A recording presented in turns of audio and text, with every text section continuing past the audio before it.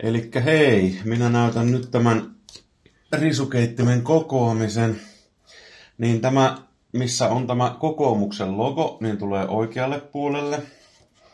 Ja sitten tämä, jossa ei ole logoa, niin tulee vasemmalle puolelle.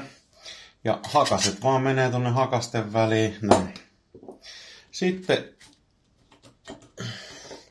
Sitten tämä osa, jossa on niinku tämä portin näköinen, niin laitetaan tuonne hahloilleen ja hahloilleen tänne molemmin puolin tällä tavalla.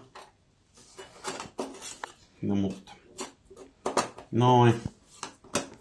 Ja sitten se painuu sinne vaan paikalleen. Noin. Sitten viimeiseksi meille jää tämä pohja. Ja tuolla se pitää mennä näin päin tonne sisälle, että noin menee tonne hahloihin. Elikkä nyt tämä on käyttökunnossa. Kiitos!